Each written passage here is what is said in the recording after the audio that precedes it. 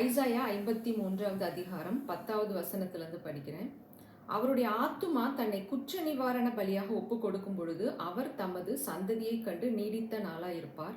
கர்த்தருக்கு சித்தமானது அவர் கையினால் வாய்க்கும். அவர் தமது ஆத்தும வருத்தத்தின் பலனை கண்டு திருப்தியாவார். என் தாசனாகிய நீதிபரர் தம்மை பற்றும் அறிவினால் அநேகரை நீதிமான்களாக்குவார். அவர்களுடைய அக்கிரமங்களை தாமே சுமந்து கொள்வார். அவர் தம்முடைய ஆத்துமாவை மரணத்தில் ஊற்றி அக்கிரமக்காரரில் ஒருவராக எண்ணப்பட்டு அநேகருடைய பாவத்தை தாமே சுமந்து அக்கிரமக்காரருக்காக வேண்டிக் கொண்டது நிமித்தம் அநேகரை அவருக்கு பங்காக கொடுப்பேன். பலவான்களை அவர் தமக்கு கொள்ளையாக பங்கிட்டுக் கொள்வார். ஸோ ஆண்டவராக இயேசு கிறிஸ்துவின் சிலுவை பாடுகள் அந்த அதிகாரத்தில் அவருடைய ஆவி ஆத்துமா சரீரம் அத்தனையும் நொறுக்கப்பட்டது. அதை விளக்கி காண்பிக்கிற ஒரு அதிகாரம். வேதத்தின் மையத்தில் இருக்கக்கூடிய அந்த அதிகாரம் மனிதனுடைய தலையெழுத்தை, அவனுடைய வாழ்க்கையை புரட்டி போட்ட ஒரு அதிகாரமாக இருக்கிறது. ஸோ ஏதேனில் ஏற்பட்ட வீழ்ச்சி, அங்கே மனிதன் தேவனோடு உறவாடி கொண்டிருந்தான். அவன் ஆவி ஆத்துமா சரீரம் அத்தனையிலும் ஜீவன் இருந்தது. அவன் ஜீவனுள்ள தேவனோடு ஒரு ஜீவ ஆத்துமாவாக உறவாடி கொண்டிருந்தான். அங்கு பாவம் நுழைந்த பொழுது கீழ்ப்படியாமையின் மூலமாக அந்த பிசாசுடைய வஞ்சகத்தினால அவன் விழுந்து போன பொழுது அவனுடைய ஆவியிலே ஒரு மரணம் ஏற்பட்டது. ஸோ அந்த ஆவியில் ஏற்பட்ட மரணம் அந்த ஆத்துமாவின் வழியாக கடந்து பின்பு சரீரத்திலும் உண்டானது. ஸோ ஆவி ஆத்துமா சரீரம் மூன்றிலுமே மரணம் அங்கே ஆளுகை செய்தது. ஆனால் ஆண்டவராக இயேசு கிறிஸ்து சிலுவைக்கு வந்தது நிமித்தம் அவர் அங்கே ஆவியிலே ஆத்துமா சரீரம் மூன்றிலுமே அங்கே தேவனோடு மனிதனுக்கு ஒரு ஒப்புரவாக்குதலை ஏற்படுத்தி விட்டார். ஸோ ஆவியில கிறிஸ்துவுக்குள் நாம் உன்னதங்களிலே ஆவிக்குரிய சகல ஆசிர்வாதங்களிலும் நாம் பெற்றுவிட்டோம். இன்றைக்கு என்ன பிரச்சனை அப்படின்னா, இந்த ஆத்துமா அதை அறியாமல் இருக்கிறதுனால நாம் நம்முடைய ஆவி தேவனோடு உறவு உண்டாக்கப்பட்டு விட்டது. அதில் எல்லாவித சகல ஆசிர்வாதங்களும் அங்கே இருக்கிறது. ஆனால் அந்த ஆத்துமா என்ற மனதில் அந்த ஒரு வெளிச்சம் உண்டாகாததுனால தான் நாம் இன்றைக்கு சரீரத்திலும் அந்த வெளிச்சத்தை பெற்றுக்கொள்ள முடியவில்லை. ஆனால் ஆண்டவராக இயேசு கிறிஸ்து அவருடைய சிலுவை பாடுகளில் நம்ம படிக்கிறோம், அவருடைய ஆவி கலங்கியது, அவருடைய ஆத்துமா மரணத்திற்கு ஏதுவான துக்கத்தை அடைந்து. இந்த இடத்துல பாருங்க, தன்னுடைய ஆத்துமாவை மரணத்தில் ஊற்றினார் அப்படின்னு சொல்லப்படுகிறது. தன்னுடைய ஆத்துமாவை குற்ற நிவாரண பலியாக ஒப்பு கொடுத்தார் அப்படின்னு சொல்லப்படுகிறது. ஸோ அவருடைய ஆத்துமா தன்னை மரணத்தில் ஊற்றினார் அப்படின்ற அந்த வார்த்தை என்ன அப்படின்னா, ஸோ நம்மளுடைய ஆத்துமாவில் ஒரு விடுதலை உண்டாகும்படி அங்கே சிலுவையில் ஏகப்பட்ட விஷயத்தை அவர் பண்ணியிருக்கிறார். ஸோ ஏசப்பா அவருடைய ஆத்துமா என்ற மனது அங்கு கலங்கியது. மரணத்திற்கு ஏதுவான துக்கம், ஒரு வியாகுலம், ஒரு திகில் அங்கே அவரை பற்றி கொண்டது. ஸோ அதனால் நாம் விடுதலையாக்கப்பட்டிருக்கிறோம். ஸோ இந்த வெளிச்சம் நம்மளுடைய மனிதனுடைய ஆத்துமாவில் ஒரு வெளிச்சத்தை கொண்டு வரும்படியாக அத்தனையும் அங்கே செய்து முடிக்கப்பட்டிருக்கிறது. ஸோ அப்போதான் அந்த ஆத்துமா வெளிச்சத்திற்கு வரும் பொழுது, அந்த ஆத்துமா என்ற மனது அவரை அறிகிற அறிவில் நிரம்பும் பொழுது மாத்திரமே நாம் அந்த சரீரத்திலும் அந்த மீட்பை, அந்த ரட்சிப்பை நாம் பெற்றுக்கொள்ள முடியும். ஸோ ஆவி ஆத்துமா சரீரம் மூன்றிலுமே அங்கே விடுதலை கொடுக்கப்பட்டாயிற்று. ஆனால் மனிதனுடைய மனது மறுரூபம் ஆகாததுனால இன்றைக்கு நாம் அந்த சந்தோஷத்தை, அந்த ஆசிர்வாதத்தை, அந்த பரிபூரணத்தை நாம் வாழ்க்கையில சரீரத்துல பார்க்க முடியல.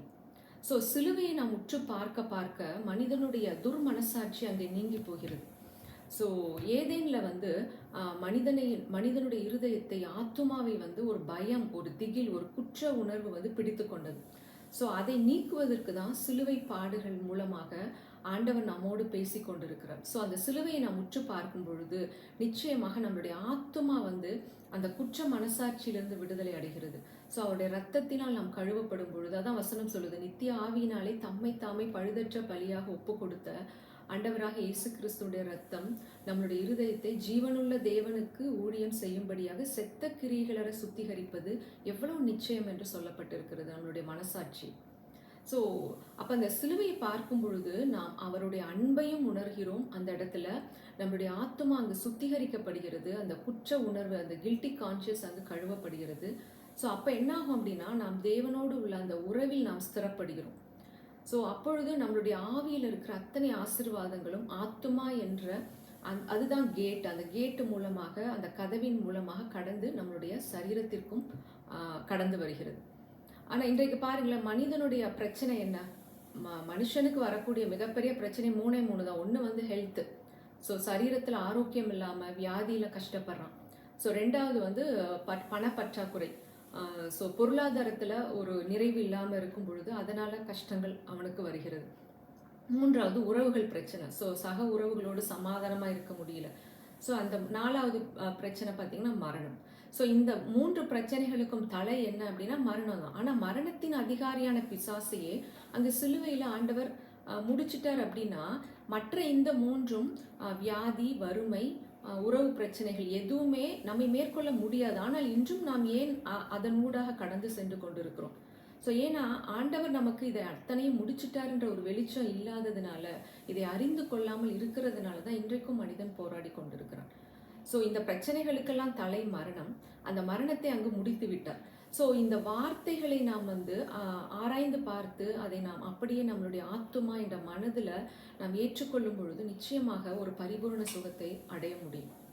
ஸோ அதாவது அன்புன்றது ஆண்டவர் சொல்றாரு, உன் முழு மனதோடு இருதயத்தோடு உன் ஆத்துமாவோடு என்னை அன்பு கூறு அப்படின்னு சொல்றார். அப்ப இந்த இடத்துல என்ன சொல்ல வர்றாருன்னா, ஒரு ஆண்டவரை குறித்து அறிகிற அறிவு மட்டும் போதாது. நம்மளுடைய மூளையில இது இப்படிதான் இருப்பார் ஆண்டவர் அப்படின்றது மட்டும் பத்தாது, அந்த உணர்வும் வேண்டும். அந்த அன்பு என்ற அந்த உணர்வும். அப்ப அந்த உணர்வு எங்கே பிறப்பிக்கப்படுகிறது? ஸோ எனக்காக இப்படிப்பட்ட ஒரு இரக்கத்தை செய்தாரே, என்னை தேடி வந்த அந்த சிலுவையில நான் அனுபவிக்க வேண்டிய அத்தனை பாடுகளையும் அவர் அனுபவித்து தீர்த்தாரே அப்படின்னு அந்த சிலுவை பாடுகளை நான் உற்று பார்க்கும் பொழுது, அவருடைய தலையில் இறங்கிய முட்கள், அவருடைய கைகளையும் கால்களையும் ஊடுருவி சென்ற ஆணிகள், அவருடைய விலாவை குத்தி கிழித்த அந்த காயங்கள், சரீரம் ஃபுல்லா அடித்து நொறுக்கப்பட்ட பொழுதும் அவர் தன்னுடைய வாயை திறக்கவில்லை. காரணம், நான் விடுதலை அடையும்படியாக, என்னை மீட்கும்படியாக இப்படிப்பட்ட ஒரு பலியை கொடுத்திருக்கும் பொழுது நிச்சயமாக நான் விடுதலையாக்கப்பட்டிருக்கிறேன் என்ற அந்த அறிவோடு அந்த அன்பு என்ற உணர்வும் இந்த தகப்பன் மீது நமக்கு ஒரு அளவு கடந்த நேசமும் உண்டாகும். ஸோ அதனால தான் அப்போஸ்தலனாகிய பவுல் சொல்றாரு, கிறிஸ்துவின் அன்பின் ஆழம் அகலம் நீளம் உயரம் இன்னதென்று உணரவும் அறிவு கெட்டாத அன்பை நான் அறிந்து கொள்ளவும். அப்ப அந்த இடத்துல உணர்வும் வருகிறது, அறிவும் வருகிறது. அவர் அன்பை நாம் அறிந்து கொள்ளணும், அதே நேரம் அதை உணரணும். அந்த எப்படி வந்து நம்மளுடைய குழந்தைங்களை பார்க்கும் பொழுது அல்லது நம்மளுடைய உறவுகளை பார்க்கும் பொழுது நம்மளுடைய இருதயத்தில் ஒரு உணர்வு வருது பார்த்தீங்களா? ஸோ அறிவு மட்டும் இல்லை, இது என் குழந்தைன்ற அறிவு மட்டும் இல்லை, அந்த குழந்தையை பார்க்கும் பொழுது என்னுடைய இருதயத்தில் ஒரு பாசம், ஒரு அன்பு, ஒரு நேசம் உண்டாகிறது. அந்த உணர்வும் அங்கு தேவைப்படுகிறது. ஸோ உணர்வு பூர்வமாகவும் அவரை நாம் நேசிக்க வேண்டும் என்று எதிர்பார்க்கிறார். நம் அறிவிலும் அந்த அந்த அன்பை நாம் அறிய வேண்டும் என்றும் அவர் விரும்புகிறார். ஸோ இது எவ்வளோ ஒரு அழகான ஒரு உறவின் அடிப்படையில் உண்டான ஒரு மார்க்கம். ஸோ நம்மளுடைய தகப்பனுடைய இருதயம் எப்படிப்பட்ட ஒரு அன்புள்ள இருதயம். அவர் அன்பான தேவனாக இருப்பதோடு மாத்திரமல்ல, நமது அன்பை அவர் வாஞ்சிக்கிறார். அவருடைய இருதயம் மனிதனுடைய அன்பை வந்து எதிர்பார்க்கிறது. ஸோ எத்தனை நல்ல தேவன், நமக்காக எல்லாவற்றையும் ஆயத்தப்படுத்தி நாம் அவரை நேசிக்க வேண்டும் என்ற ஆசையோடு காத்திருக்கும் இந்த நல்ல தகப்பனை நாம் இன்னும் அறிந்து கொள்ளும் பொழுது நிச்சயமாக நம்மளுடைய வாழ்க்கையில் அந்த பரிபூரணத்தை பெற்றுக்கொள்ள முடியும். ஸோ சிலுவையில் நமக்கு ஆவி, ஆத்மா, சரீரம் 3லும் விடுதலை கொடுக்கப்பட்டாயிற்று. ஸோ நம்ம முழு மனசோடு, முழு இருதயத்தோடு, முழு ஆத்மாவோடு நாம் அவரை நேசிக்கும் பொழுது, அந்த நேசத்தினால் நம்மளுடைய இருதயம் நிரம்பும் பொழுது, அறிவிலும் அந்த வெளிச்சம், நம்மளுடைய உணர்விலும் அந்த அன்பு ஊற்றப்படும் பொழுது நிச்சயமாக நம்மளுடைய சரீரம் அந்த பரிபூர்ண ஆரோக்கியத்திற்குள், ஆசீர்வாதத்திற்குள் கடந்து வருகிறது. ஸோ நாம் தேவனை தேடுவது என்பது ஏதோ இந்த உலகத்தின் தேவைக்காக இல்லாமல் நம்மளுடைய இருதயபூர்வமாக, மனப்பூர்வமாக, ஆசையோடு, விருப்பத்தோடு, அன்போடு அவரை நேசிக்கும் பொழுது, அவரை தேடும் பொழுது நம்மளுடைய ஆத்துமாவில் ஒரு மிகப்பெரிய ஒரு விடுதலை உண்டாகிறது. ஸோ இங்கே பாருங்க, அந்த சிலுவையில் அவர் வந்து சரீரத்திலும் நொறுக்கப்பட்டார். நம்மளுடைய சரீரத்தில் சுகம் உண்டாவதற்காக அவருடைய சரீரத்தின் எல்லா அவயங்களும் அங்கு நொறுக்கப்பட்டது. சங்கீதம் 22 சொல்லப்படுகிறது இல்லையா? என்னுடைய பலனெல்லாம் ஓட்டை போல் காய்ந்தது, என் நாவு மேல்வாயோடு ஒட்டி கொண்டது, என் எலும்புகள் கட்டுவிட்டது, என் இருதயம் மெழுகு போலாகி என் குடல்களின் நடுவே உருகிற்று அப்படின்றார். ஸோ அந்த இடத்துல பாருங்க, அவருடைய இருதயம், குடல், அவருடைய எலும்பு, நரம்பு எல்லாமே அங்கு காயப்பட்டது. ஸோ இன்றைக்கு நம்ம வந்து சரீரத்தில் ஒரு வியாதி அப்படின்னு வரும்பொழுது நம்ம உடனே என்ன பண்ணணும்னா, சிலுவையில் ஆண்டவருடைய சரீரம் நொறுக்கப்பட்டதை நாம் பார்க்கும் பொழுது, என்னுடைய சரீரத்தின் எலும்புகள், நரம்புகள், குடல், இருதயம், கிட்னி, லிவர் எல்லாத்துலேயும் சுகம் உண்டாவதற்காக அவருடைய சரீரத்தில் அந்த காயங்களை ஏற்றுக்கொண்டாரே, என்னுடைய சார்பில் அவர் பலியானார், என்னுடைய இடத்தை அவர் எடுத்துக்கொண்டார் என்றால் எப்படி என்னுடைய சரீரத்தில் இந்த அவயங்கள் கெட்டு போக முடியும் என்ற அந்த ஒரு அறிவோடு, அந்த அன்போடு நாம் அந்த பிசாசுக்கு எதிர்த்து நிற்கும் பொழுது நாம் அந்த சரீரத்தில் பரிபூரண சுகத்தை பெற முடியும். அதே போலதான் ஒரு வறுமை, ஒரு பிரச்சனை, ஒரு தரித்திரம், ஒரு இல்லாமை, ஒரு பற்றாக்குறை பார்க்கும் பொழுது அவர் தரித்திரராக மரித்தாரே, அவர் ஐஸ்வர்ய சம்பனர், இந்த உலகத்தில் இருக்கிற எல்லாவற்றிற்கும் சொந்தக்காரர் அவர் தான். ஸோ அப்படிப்பட்ட தேவன் எனக்காக ஒரு தரித்திரரா நிர்வாணமாக அந்த இடத்துல மரிச்சார்னா என்னுடைய தரித்திரத்தை அவர் உரிந்து கொண்டாரே, அப்போ எனக்குள்ள இந்த தரித்திரம் எப்படி இருக்க முடியும் அப்படின்றதை நாம் எதிர்த்து நிற்கும் பொழுது நம்மளுடைய ஆத்துமாவில், அந்த மனதில் அந்த வெளிச்சத்தை நாம் பெற்றுக்கொள்ளும் பொழுது நிச்சயமாக நம்மளுடைய வாழ்க்கையில் அந்த ஐஸ்வர்யத்தை பார்க்க முடியும். மூன்றாவது என்ன பிரச்சனை? குடும்ப உறவுகளில் சமாதானம் இல்லை. சகலத்தையும் படைத்து அவரை ஓயாமல் பரிசுத்தர் பரிசுத்தர் என்று கோடான கோடி கேருபீன்களும் சேராபீன்களும் அங்கே அவரை பாடி துதித்து கொண்டிருக்கும் பொழுது நமக்காக அங்கே அனாதையாய் சிலுவையில் மரித்தாரே. ஸோ அப்படிப்பட்ட தேவன் நமக்காக அனாதையாக மரித்ததன் காரணம் என்ன? நான் எல்லா உறவுகளோடும் சமாதானத்தோடு சந்தோஷத்தோடு இருக்கும்படியாகத்தானே அப்படி தன்னை ஒப்பு கொடுத்தார். ஸோ இந்த காரியங்கள் எல்லாம் நம்மளுடைய ஆத்துமா என்ற மனது அறிந்து கொள்ளும் பொழுது அவர் மீது ஒரு நேசம் உண்டாகிறது. ஸோ அவருடைய அன்பை உணர்கிறோம். அந்த ஃபீலிங்ஸ், அந்த லவ்வை நம்மளுடைய இருதயபூர்வமாக, மனப்பூர்வமாக அதை நம்மளுடைய உணர்வுக்குள்ளே கொண்டு வரும்பொழுது அது ஒரு மிகப்பெரிய ஒரு ஆரோக்கியத்தை, ஒரு ஹீலிங்கை நமக்கு கொண்டு வருது. அதே சமயம் அறிவு கெட்டாத அன்பை அறிந்து கொள்ளும் நம்மளுடைய அறிவிலும் அந்த வெளிச்சம், அந்த ஆத்துமாவிலும் அந்த வெளிச்சம் வரும்பொழுது நிச்சயமாக நாம் அந்த பரிபூரணத்திற்குள் கடந்து போக முடியும். ஸோ மனிதனுக்கு இருக்க பிரச்சனை இதுதான்.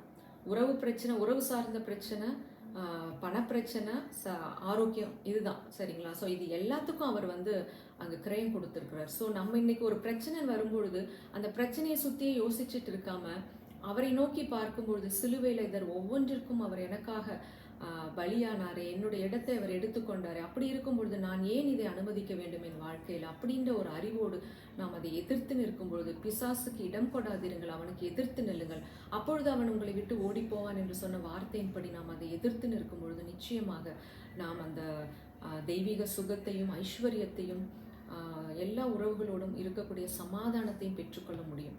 ஸோ எத்தனை நல்ல தகப்பன்! அவரிடத்தில் அன்பு கூறுகிறவர்களுக்கு அவர் ஆயத்தம் பண்ணினவைகளை நாம் கண்கள் காணலை, காதுகள் கேட்கலை, இருதயம் உணரலை. ஸோ இன்றைக்கு நம்மளுடைய தேவையெல்லாம் நமக்கு அவர் ஆயத்தம் பண்ணியிருக்கிற மகிமையான காரியங்களை கண்டு அனுபவிக்க எனக்கு பிரகாசமுள்ள மனக்கண்கள் வேண்டும் என்பது தான் நமது ஜெபமாக இருக்க வேண்டுமே தவிர இன்னும் நம்மளுடைய ஆரோக்கியத்திற்காகவும் இதற்காகவும் புலம்பி போராட வேண்டிய நிலைமையில இல்லவே இல்லை. ஸோ நம்மளுடைய மனசு தான் இங்கே முக்கியம். நம்மளுடைய மனம் புதிதாகிறதுனாலே மறுரூபமாகுங்கள் என்று சொல்லப்பட்டிருக்கிறது. ஸோ நமக்கானது எல்லாம் ஆயத்தமாக்கப்பட்டாயிற்று. ஸோ நம்மளுடைய மனசு, ஆத்துமாவை அவருக்குள் நாம் திடப்படுத்தும் பொழுது, ஸ்திரப்படுத்தும் பொழுது நிச்சயமாக நாம் ஒரு பெரிய வெளிச்சம் நிறைந்த வாழ்க்கையை நாம் அனுபவிக்க முடியும். இன்றைக்கு உலகத்தில் ஜனங்கள் இருளுக்குள்ளே போராடி கொண்டிருக்கிறாங்க.